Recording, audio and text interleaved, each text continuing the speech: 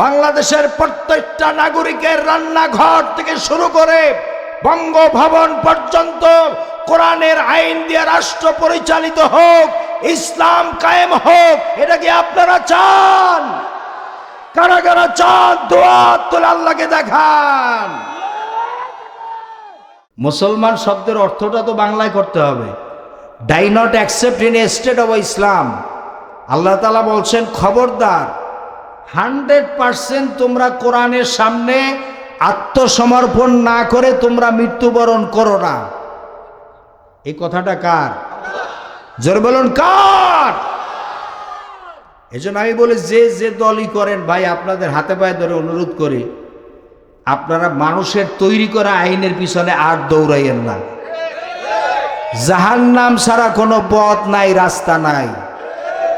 আপনি যতই টুপি পরেন, যতই টুপির উপরে পাগড়ি মাথায় দেন, আর জুব্বা পরেন, দাড়ি রাখেন, 5 ওয়াক্ত নামাজ পড়েন, পীরের কাছে মুরিদ হয়ে ইল্লাল্লাহ জিকির করেন, তাবলিগে গিয়ে আপনি সেল্লার উপরে সেল্লা, জীবন সেল্লায় নামে যান, কোনো সেল্লায় কাম হবে না।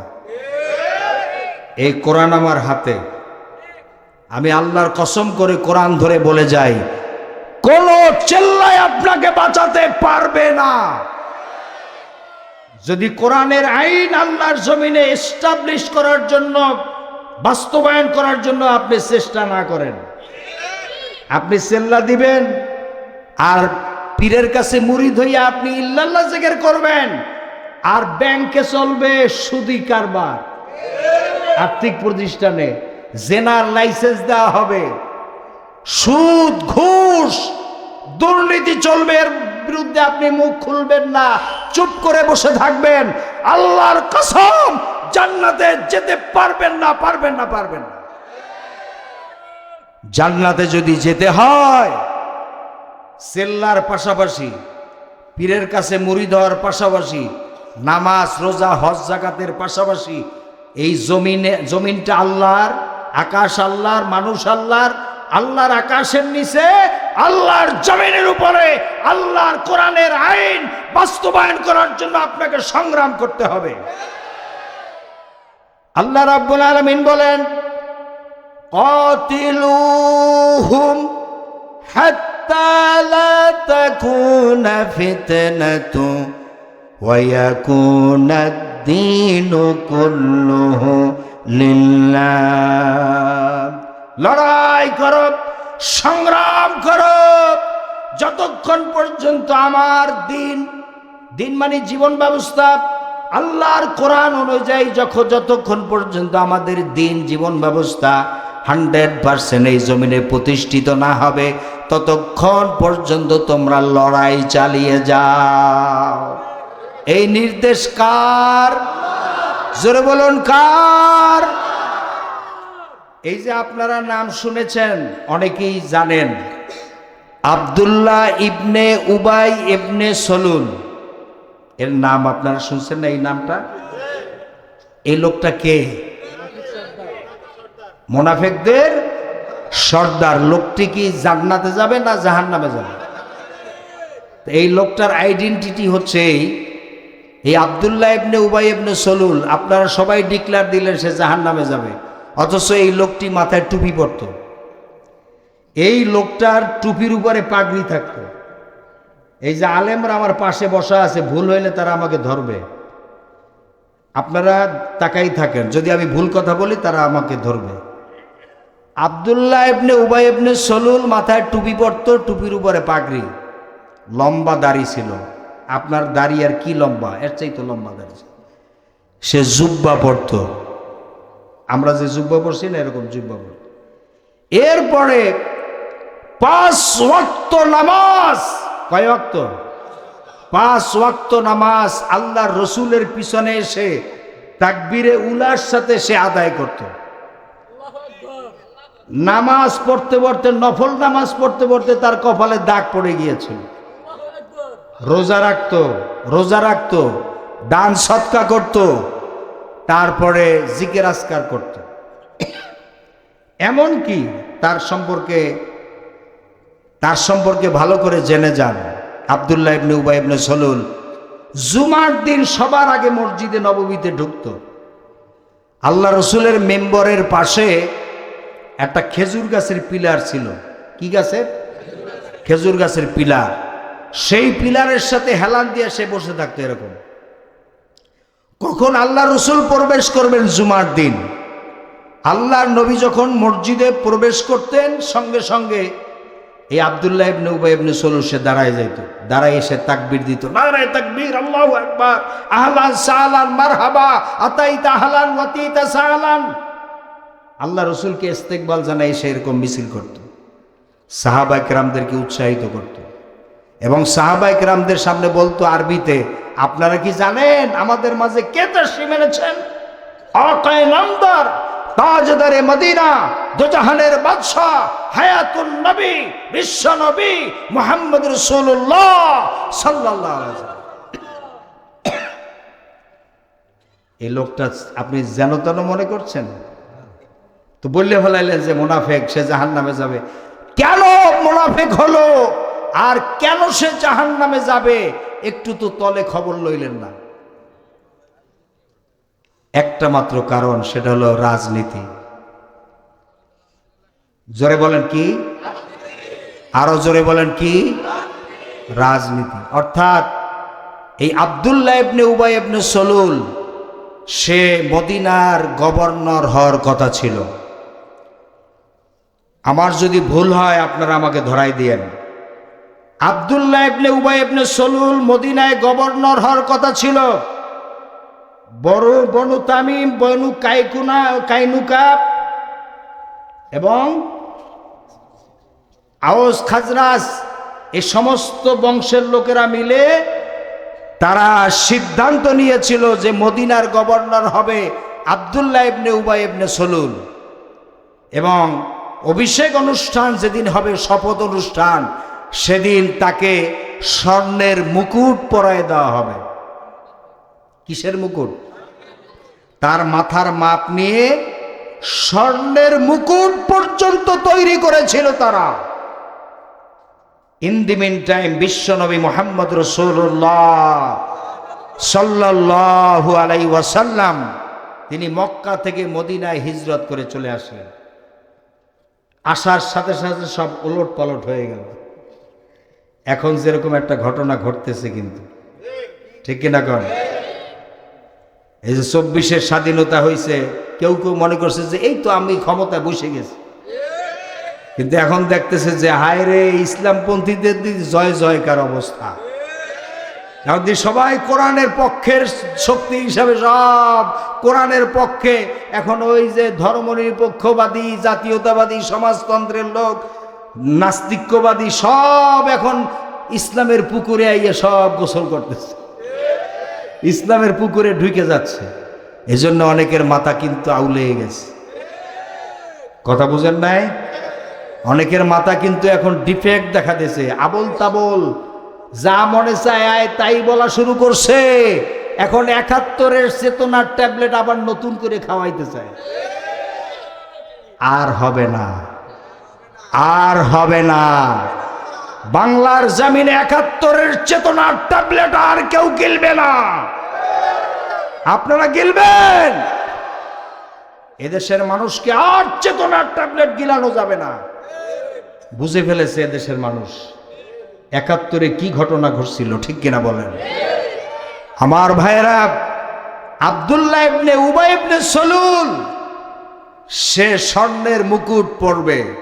ইন দি মিন টাইম, এমন সময় বিশ্বনবী মুহাম্মদ রাসূলুল্লাহ সাল্লাল্লাহু আলাইহি ওয়াসাল্লাম তিনি মদিনায় হিজরত করে চলে আসলেন। আসার পর সব উল্টে পাল্টে গেল। মদিনাবাসীরা সবাই একত্রিত হয়ে তারা সমর্থন করলো বিশ্বনবীকে গভর্নর হওয়ার জন্য। সুবহানাল্লাহ বলেন। আল্লাহ রসুলকে মাথায় স্বর্ণের মুকুট পরাইতে চাইল। আল্লাহ নবী বললেন যে না, স্বর্ণের মুকুট আমার পরানো লাগবে। তো আল্লাহ রসুল সাল্লাল্লাহু আলাইহি ওয়াসাল্লামকে গভর্নর নিযুক্ত দেওয়া হলো। আল্লাহ রসুল গভর্নর হলেন, কিন্তু কলিজায় আঘাত লাগছে কার? বাংলায় বুঝেন তো, কলিজায় আঘাত লাগছে কার? আব্দুল্লাহ ইবনে উবাই ইবনে সলুলের। সে বলা বলি শুরু করলো মুসলমানদের সাথে, দেখো মুহাম্মদ সাল্লাল্লাহু আলাইহি সাল্লাম একজন আল্লাহর নবী, সে আবার রাজনীতিতে আসলো কেন? ধর্ম আর রাজনীতি তো সম্পূর্ণ আলাদা জিনিস। আমরা রাজনীতি করি, আমরা স্বর্ণের মুকুট পরব, আমরা রাষ্ট্র চালাবো। মুহাম্মদ সাল্লাল্লাহু আলাইহি সাল্লাম আল্লাহর পয়গম্বর নবী, তার কথা মতো আমরা নামাজ পড়ি, রোজা রাখি, তখন হজ ফরজ হয় না, তার কথা মতো আমরা জিকির আজকার করি, দান সৎকা করি। তো মুহাম্মদ সাল্লাল্লাহু আলাইহি সাল্লাম আবার আইসা আবার নাক গলাইলো কেন রাজনীতিতে? নাউযু বিল্লাহি মিন যালিক। মুহাম্মদ সাল্লাল্লাহু আলাইহি সাল্লাম কি নিজের ইচ্ছায় আসছে রাজনীতিতে, না আল্লাহ আনছে? জোরে বলেন, কে আনছে? এই কষ্ট মৃত্যু পর্যন্ত ভুলতে পারে নাই এই আব্দুল্লাহ ইবনে উবাই ইবনে সলুল। মৃত্যু পর্যন্ত সেই কষ্ট ভুলতে, উহুদের যুদ্ধে 1000 সৈন্য নিয়ে রওনা হয়েছেন আল্লাহর নবী। কত? এই 300 সাহাবী সে ভাগাইছে। পথিমধ্যে ফুসলাইয়া কয়শো? 300 সাহাবী ভাগাইছে। কয় যে এই মুহাম্মদ সাল্লাল্লাহু আলাইহি ওয়াসাল্লামের কথা মতো তোমরা যে যুদ্ধে যাইতেছো, মারা গেলে তোমার বউ বাচ্চার অবস্থা কি হইবে কও? এখন যুদ্ধে যাও, এখন ফসল কাটার সময়, খেজুর পাইকে আসছে, খেজুর পাকার সময়, ফসল ঘরে উঠানোর সময়, এখন যুদ্ধে যাও। এরকম করে মুহাম্মদ সাল্লাল্লাহু আলাইহি সাল্লামের পিছন থেকে ভাগাইছে 300 সৈন্য। শুধু যে একটা যুদ্ধে তা না, এই মক্কার কাফেরদের সাথে তলে তলে সম্পর্ক করে মুসলমানদেরকে চিরতরে দুনিয়া থেকে একেবারে মূলোৎপাটন করে দেওয়ার জন্য আহজাবের যুদ্ধ, খন্দকের যুদ্ধে এই আব্দুল্লাহ ইবনে উবাই ইবনে সলুল সবচেয়ে বড় ভূমিকা পালন করেছে। আওস খাজরাজ এই লোকদেরকে মক্কার কাফেরদের সাথে চুক্তি করাইয়া এরপরে মুসলমানদের বিরুদ্ধে ষড়যন্ত্রে লিপ্ত হয়েছিল। আমার ভাইরা, এই লোকটি যখন মৃত্যুবরণ করে এই আব্দুল্লাহ ইবনে উবাই ইবনে সলুল, তখন বলেছিল যে তার ছেলে আব্দুল্লাহকে বলল, আব্দুল্লাহ, আব্দুল্লাহ, আমার মৃত্যুর পরে মুহাম্মদ সাল্লাল্লাহু আলাইহি সাল্লামের গায়ের জামা এনে আমাকে কাফনের কাপড় পরায় দিও। কথা বুঝতেছেন আপনারা? কার জামা? কার জামা? কার জামা? কারণ ও তো জানে যে সারা জীবনে যে শয়তানি করছি ইসলামের বিরুদ্ধে, এখন মুহাম্মদ সাল্লাল্লাহু আলাইহি সাল্লামের গায়ের জামা গায়ে দিয়ে যদি কবরে যাই, তাইলে হয়তো ফেরেশতারা আমারে গুরুজের বাড়িতে বাঁচাই দেবে। এজন্য বলল যে তার ছেলে আব্দুল্লাহকে বলল যে মুহাম্মদ সাল্লাল্লাহু আলাইহি সাল্লামের গায়ের জামা এনে আমার কাফনের কাপড় বানাইও। আর একটা কথা বলেছে যে আমার জানাজার নামাজ যেন অবশ্যই মুহাম্মদ সাল্লাল্লাহু আলাইহি সাল্লাম নিজে পড়ান। আপনারা কি কথা বুঝতেছেন? এখন সেই আব্দুল্লাহ ইবনে উবাই ইবনে সলুল যখন মারা গেছে, মারা যাওয়ার পর তার ছেলে এসে বলছে, আব্দুল্লাহ বলছে, ইয়া রাসূলুল্লাহ, আব্দুল্লাহ, এই আব্দুল্লাহ ইবনে উবাই ইবনে সলুলের ছেলে কিন্তু খাঁটি মুসলমান ছিল আব্দুল্লাহ। হ্যাঁ, সে বলছে, ইয়া রাসূলুল্লাহ, আমার আব্বার ওসিয়ত হচ্ছে সে বাজার থেকে কাপড় এনে কাফনের কাপড় বানাতে নিষেধ করেছে, আপনার গায়ের জামা দিয়ে কাফনের কাপড় বানাতে বলেছে। কারণ আল্লাহ রাসূল সাল্লাল্লাহু আলাইহি ওয়াসাল্লাম নিজের গায়ের জামা খুলতেছে, দিয়ে দিবে। হযরতে ওমরের টাইনে ধরছে, হযরতে ওমর ধরছে যে ইয়া রাসূলুল্লাহ, এই লোকটার জন্য আপনি নিজের গায়ের জামা দিবেন? ইসলামের এই ক্ষতি করছে, ওই ক্ষতি করছে। আল্লাহ রাসূল বলেন, ওমর, আব্দুল্লাহ ইবনে উবাই ইবনে সলুল যদি আমার গায়ের জামা গায়ে দিয়ে যদি বেঁচে যায় জাহান্নামের আযাব থেকে, তোমার কোনো সমস্যা আছে? আল্লাহ রাসূল বললেন, ওমর, তোমার কোনো সমস্যা আছে? হযরত ওমর বললেন, ইয়া রাসূলুল্লাহ, আমার কি সমস্যা? কয়, সমস্যা যদি না থাকে তাহলে দিয়ে দেই। আল্লাহ রাসূল নিজের গায়ের জামা খুলে দিয়ে দিলেন।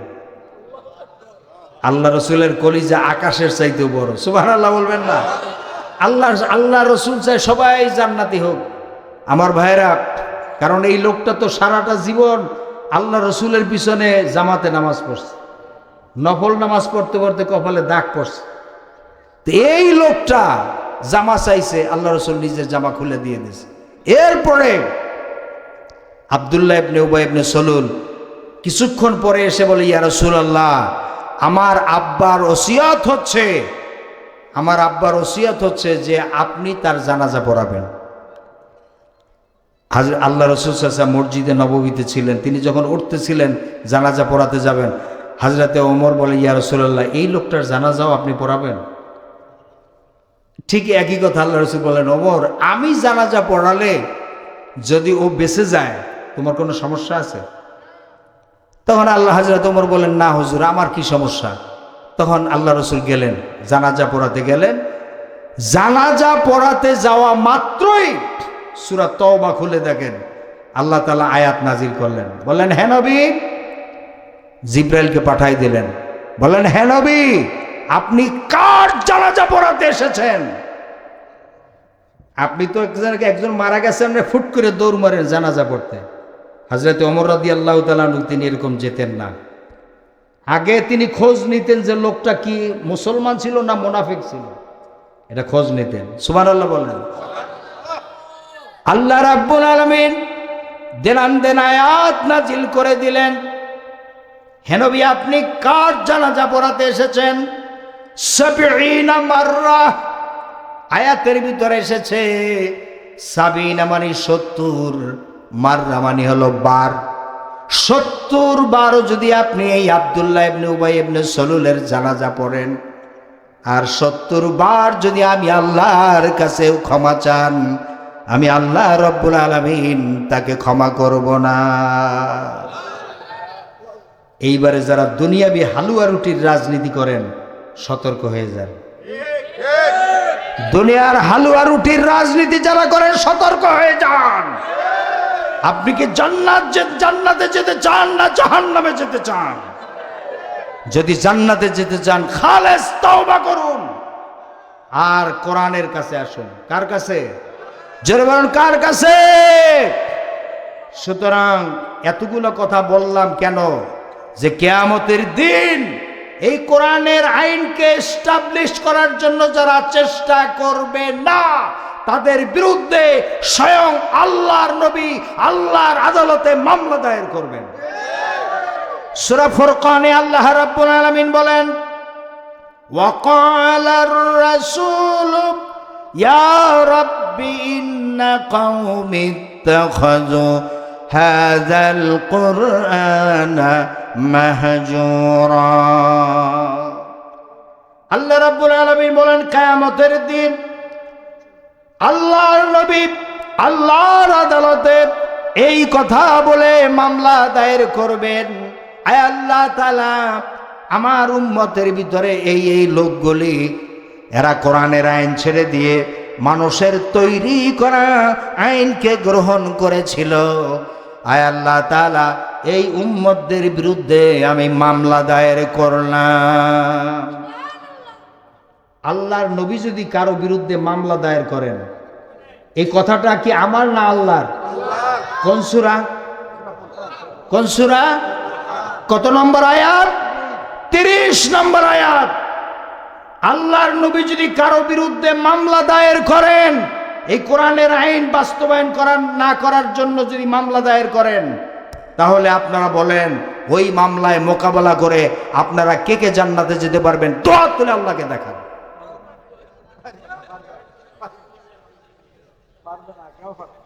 আল্লাহ রসুল যদি কারো বিরুদ্ধে মামলা দায়ের করেন, সেই মামলায় মোকাবেলা করে জান্নাতে যেতে পারবেন? জোরে বলেন, পারবেন? সুতরাং আপনাকে শপথ নিতে হবে, শপথ নিতে হবে, আগামী যে নির্বাচন আসতেছে সেই নির্বাচনে কোরআনের পক্ষে সমর্থন দিতে হবে।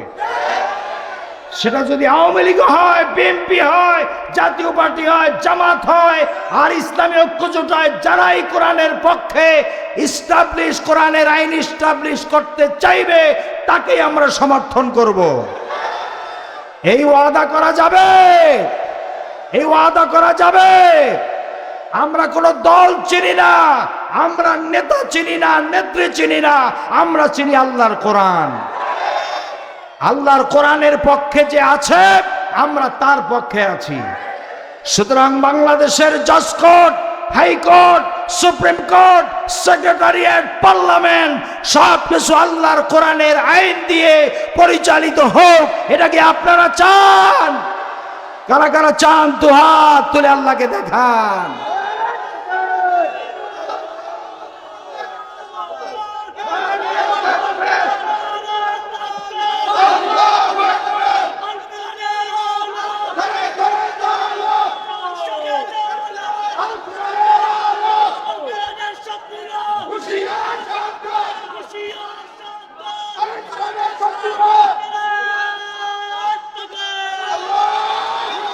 বলুন আলহামদুলিল্লাহ, আর জোরে বলুন আলহামদুলিল্লাহ। আল্লাহ তাআলা কবুল করুন, জোরে বলেন আমিন। আমাদেরকে যে আল্লাহ চক্ষু দিয়েছেন, এই চোখে আল্লাহর জমিনে, বাংলার জমিনে কোরআনের শাসন প্রতিষ্ঠিত হয়েছে। এই দৃশ্য চোখে দেখে কবরে যাওয়ার তৌফিক আল্লাহ যেন দান করেন, বলেন আল্লাহুম্মা আমিন। সম্মানিত ভাই সাহেব, আমি আমার আলোচনার শেষ পর্যায়ে কাছাকাছি চলে আসছি, তবে আপনাদেরকে নিয়ে আবার শয়তানকে একটু তাড়াতে চাই। সকলে পড়ুন আমার সাথে, আউযু বিল্লাহি মিনাশ শাইতানির রাজিম, বিসমিল্লাহির রাহমানির রাহিম। আমরা আউযু বিল্লাহি মিনাশ শাইতানির রাজিম, বিতাড়িত মরদুদ শয়তানের ওয়াসওয়াসা থেকে আল্লাহ তাআলার কাছে পানা। আমরা শয়তানের ওয়াসওয়াসা থেকে কার কাছে পানা চাই? এবং পরম করুণাময় আল্লাহ সুবহানাহু ওয়া তাআলার নামে শুরু করছি। আমার ভাইরা সকলে পড়ুন আমার সাথে, যারা যারা পড়তে পারেন। পড়লেও সব, প্রত্যেকটা অক্ষরে কত নেকি, আর শুনলেও সব কত নেকি, 10 নেকি করে। সুবহানাল্লাহ বলেন। সকলে পড়ুন আমার সাথে, আহাসিবান নাসু আইয়ুতরাকু আইয়াকুলু আমান্না ওয়া হুম লা ইফতানুন। সাদাকাল্লাহুল আযীম। আল্লাহ তাআলা বলেন, আহাসিবান নাস, মানুষেরা কি ধারণা করেছে, আইয়াকুলু আমান্না, যে তারা বলে যে আমরা আমান্না, ঈমান আনছি, ওয়া হুম লা ইফতানুন, অথচ তাকে পরীক্ষা করা হবে না। এটা কি মানুষ ধারণা করেছে? আল্লাহ তাআলা বলছেন, আহাসিবান নাস, মানুষেরা কি ধারণা করেছে, আইয়াকুলু আমান্না, যে তারা বলে আমরা ঈমান আনছি, ঈমান এনেছি, আর এতটুকুন কথা বললেই তাকে ছেড়ে দেওয়া হবে, তাকে পরীক্ষা করা হবে না। আল্লাহ তাআলা বলছেন এমনটি নয়। অর্থাৎ আপনি ঈমানদার নিজেকে দাবি করলে অবশ্যই আপনাকে পরীক্ষার সম্মুখীন হতে হবে। ওই যে আমার ভাইরা, আদরের ভাইরা, পিছন থেকে কয়েকজন লাইন ধরছে। সূরা আন-নামলের ভিতরে এই যে কোরআনের আয়াত আমি আপনাদের সামনে তেলাওয়াত করলাম, এই মুহূর্তে যদি দুই একজন যদি লাইন ধরেন, তাদের ব্যাপারে সূরা আন-নামলের সূরা আন-নামলের ভিতরে বলা আছে, আল্লাহ তাআলা বলছেন, ইন্নাকা লা তুসমিউল মাউতা। হে নবী, কোরআনকে যারা পিঠ দেখায়, কোরআনের জলসায়, কোরআনের মাহফিলে, কোরআনের দর্শে এসে যদি কোরআনকে কেউ পিঠ দেখিয়ে হাঁটে, ইন্নাকা লা তুসমিউল মাউতা, ওরা হলো মাউতা মানে মরা। ওরা কি জোরে বলে না কি? ওয়া ইন্না, আল্লাহ তাআলা বলছে, ইন্নাকা লা তুসমিউল মাউতা ওয়া লা তুসমিউস সুম্মাদ দুআ ইযা ওয়াল্লাউ মুদবিরিন। দুবুর থেকে মুদবির, দুবুর থেকে মুদবির, দুবুর মানে পিঠ, পিঠ দেখাইয়া যারা হাঁটে, হয় এগুলা হলো বয়রা, সৎমিন সুম্মা মানে বয়রা, অথবা মাওতা, মাওতা মানে মরা। মাওতা মানে কি? মরা। এখন আপনারা এখানে আমার সামনে যারা বসা, আশেপাশের কবরস্থান থেকে উঠে আসা কোনো মরা লাশ আছে? মরা লাশ আছে? আমার সামনে যারা বসা, আমি বিশ্বাস করি আপনারা সকলেই জিন্দা। এবং খাঁটি মুসলমান, ঠিক কিনা বলেন? কেউ পিঠ দেখাবেন না, আল্লাহর কোরআনকে কেউ পিঠ দেখানো যাবে না ইনশাআল্লাহ। আর 25 মিনিট কথা বলেই আমি মোনাজাত দিব আপনাদেরকে নিয়ে। আপনাদের কষ্ট হবে? আর 25 মিনিট কথা বললে কষ্ট হবে? আমার ভাইরা, আল্লাহ তাআলা বলছেন, আমি আবারও রিপিট করছি এই আয়াতের অর্থটা। আল্লাহ তাআলা বলছেন, মানুষেরা কি ধারণা করেছে যে তা বলে আমান্না, আমরা ঈমান এনেছি, আর এতটুকুন কথা বললেই আমি তাকে ছেড়ে দেব, অথচ কোনো পরীক্ষা করব না। এটা কি মানুষেরা মনে করেছে? এই কথাটা কার? তার মানে আপনি ঈমানদার হলে অবশ্যই আপনাকে পরীক্ষার সম্মুখীন হতে হবে। আল্লাহ রাব্বুল আলামিন সূরা আল বাকারার ভিতরে বলেছেন, وَلَنَبْلُوَنَّكُمْ بِشَيْءٍ مِّنَ الْخَوْفِ وَالْجُوعِ وَنَقْصٍ مِّنَ الْأَمْوَالِ وَالْأَنفُسِ وَالثَّمَرَاتِ وَبَشِّرِ الصَّابِرِينَ। আয়াতটা পড়েন, আপনারা আমার সাথে, ভালো লাগবে। وَلَنَبْلُوَنَّكُمْ بِشَيْءٍ مِّنَ الْخَوْفِ وَالْجُوعِ وَنَقْصٍ مِّنَ الْأَمْوَالِ وَالْأَنفُسِ وَالثَّمَرَاتِ وَبَشِّرِ الصَّابِرِينَ الَّذِينَ إِذَا أَصَابَتْهُمْ مُصِيبَةٌ قَالُوا إِنَّا لِلَّهِ وَإِنَّا إِلَيْهِ রাজিউন। সকলে বলেন আল্লাহু আকবার। সূরা বাকারা আল্লাহ তাআলা বলেন, ওয়ালানাবলুওয়ান্নাকুম, অবশ্যই অবশ্যই আমি তোমাদেরকে পরীক্ষা করব। এখানে দুইটা তাকিদ আছে, জোরে কোন কয়টা? একটা হলো লাম তাকিদ, আর একটা হলো নুন তাকিদ। একটা হলো লাম তাকিদ, আর একটা কি নুন তাকিদ। দুইটা তাকিদ দিয়ে আল্লাহ তাআলা বলছেন, ওয়ালা নাবলুওয়ান্নাকুম, অবশ্যই অবশ্যই আমি তোমাদেরকে পরীক্ষা করব, বিশাইইন, কিছু বিষয়, মিনাল খাউফ, মিনাল খাউফ, ভয় ভীতি দিয়ে। কি দিয়া? কিন্তু আমরা আল্লাহর মোমেন বান্দারা কি ভয় পাইছে?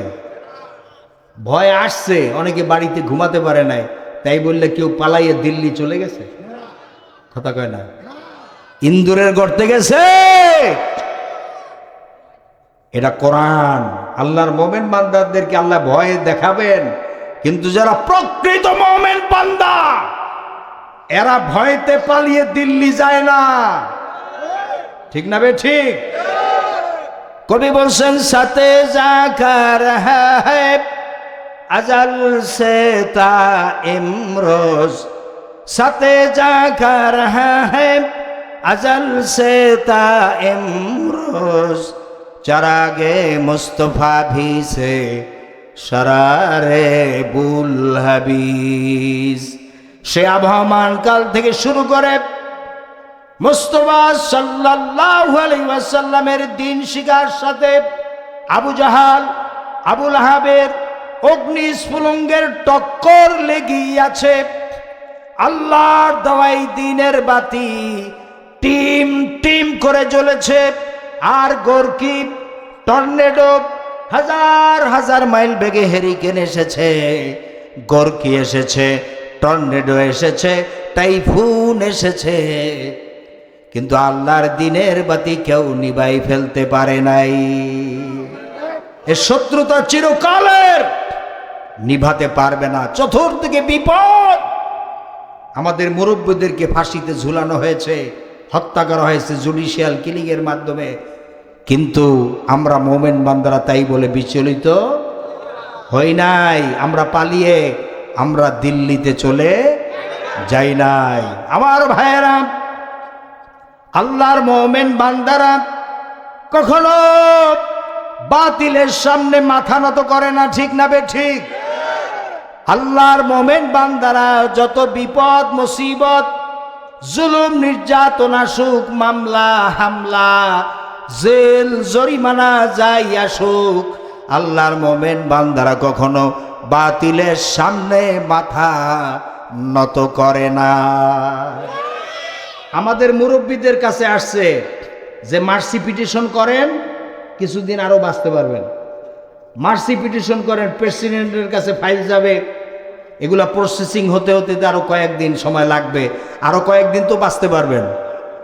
কিন্তু আমাদের মুরব্বীরা, আল্লাহর বান্দারা যারা শাহাদাতের নজরানা পেশ করেছেন, আল্লাহর জমিনে আল্লাহর দিন প্রতিষ্ঠার আন্দোলন করতে গিয়ে যারা শাহাদাতের মর্যাদা লাভ করে কবরে গিয়েছেন, তারা বলেছেন প্রশ্নই আসে না, মানুষের সামনে কখনো আমরা মাথা নত করব না, আমরা কোনো অন্যায় করি নাই, আমরা কিসের মার্সি পিটিশন করব। আল্লাহর মোমেন বান্দারা বাতিলের সামনে মাথা নত, মৃত্যুকে কখনো ভয়। আল্লামা ইকবাল रहमतुल्लाह अलैह কত সুন্দর করে বলেছেন, बातिल से तपने वाले आए आसमा नहीं हम सोबर कर चुका है तू इम्तिहा हमारा। বাতিলের সামনে মাথা নত করার জাত আমরা নই। হে আকাশ, হে বাতাস, তুমি সাক্ষী, এ মুসলমানেরা কখনো বাতিলের সামনে মাথা নত করে নাই, করে নাই, করে নাই। সুতরাং এরপরেও যদি ডাক আসে যে আমাদের এই কোরআনের শাসন প্রতিষ্ঠার জন্য আমিরের পক্ষ থেকে যদি ডাক আসে, মুসলমানেরা ঘরের সিটকারি খোলো, দরজা খুলে ঘরের বাইরে বেরিয়ে আসো, কাফনের কাপড় মাথায় জড়িয়ে আল্লাহর দ্বীনকে কামিয়াব করার জন্য প্রস্তুতি গ্রহণ করো। কারা কারা প্রস্তুতি নেবেন? দোয়া তুলে আল্লাহকে দেখা।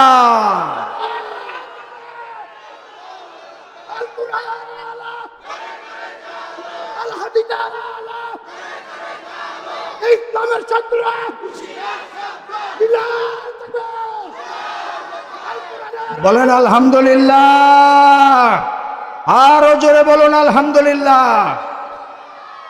এই ধরনের মানসিক প্রস্তুতি আপনাদের আছে? যদি থাকে, ইনশাল্লাহ এই জমিনে কোরআনের শাসন প্রতিষ্ঠা হবে ইনশাল্লাহ।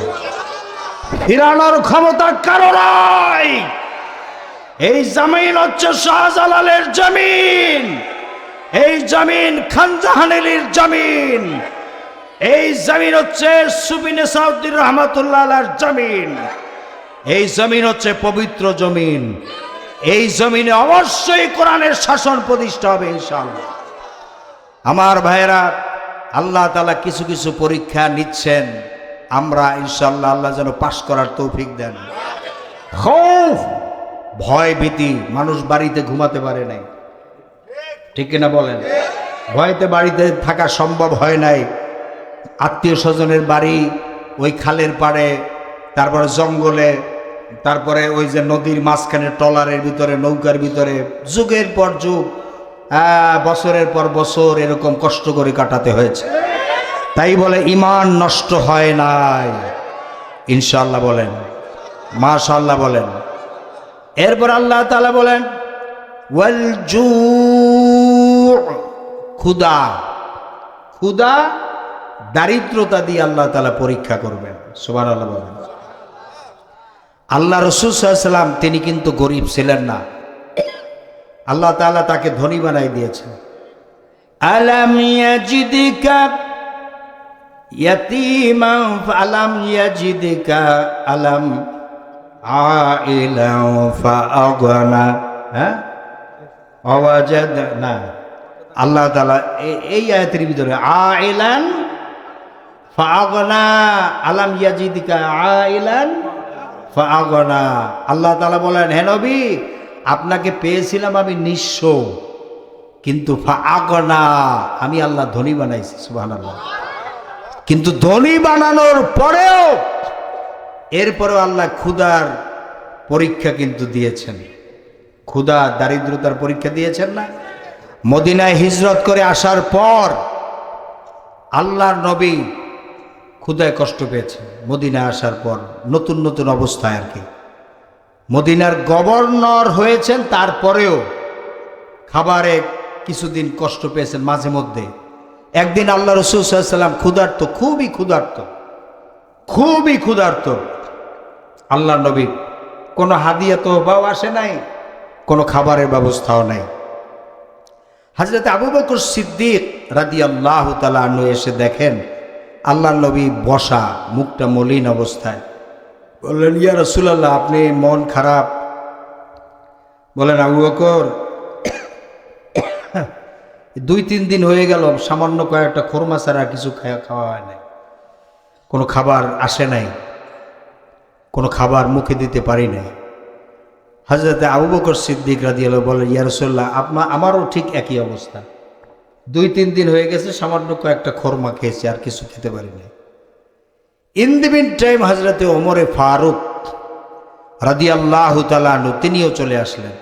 এসে দেখেন হযরতে আবু বকর বসা, আল্লাহর নবী বসা মসজিদে নববীতে। বলেন, হুজুর, আপনারা এই অসময়ে এখানে দুইজনে কি করেন? আল্লাহ নবী বললেন, ওমর, আবু বকর, আমি এই 2-3 দিন পর্যন্ত কোনো খাবার টাবার তেমন খাওয়া হয় নাই, কিছু খোরমা টোরমা খেয়েছি, ক্ষুধার্ত। হযরত ওমর বলে, ইয়া রাসূলুল্লাহ, আমিও তো একই অবস্থা, এই 2-3 দিন পর্যন্ত সামান্য কয়েকটা খোরমা আছাড়া আর কোনো খাবার মুখে দিতে পারি নাই। তখন আল্লাহ রসুল বললেন, ঠিক আছে, চলো, আমরা তো কোথাও যাই না, আল্লাহ রসুলকে দাওয়াত দিয়েও কোনো বাড়িতে নিতে পারে না, কিন্তু ওই দিন আল্লাহ রসুল নিজের থেকে বললেন, আবু বকর, ওমর, চলো। মদিনার সবচাইতে ধনী সাহাবী হযরতে আবু আইয়ুব আনসারী, সুবহানাল্লাহ বলেন, আবু আইয়ুব আনসারীর বাড়িতে চলো, তার বাড়িতে আজকের আমরা মেহমান হব, সুবহানাল্লাহ বলেন।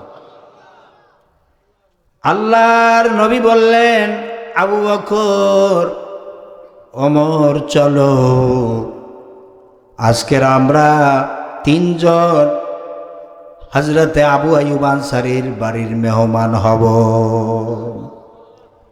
যেখানে আল্লাহ রসুলকে দাওয়াত দিয়েও নিতে পারে না, সেখানে আল্লাহ রসুল নিজের থেকে বললেন, চলো। 3 জন গেলেন। হযরতে আবু আইয়ুব আনসারীর ঘরের সামনে গিয়া আল্লাহর নবী আস্তে করে ডাক দিলেন, আবু আইয়ুব, আস্তে করে ডাক দিলেন, আবু আইয়ুব। সঙ্গে সঙ্গে দরজাটা খুলে গেল।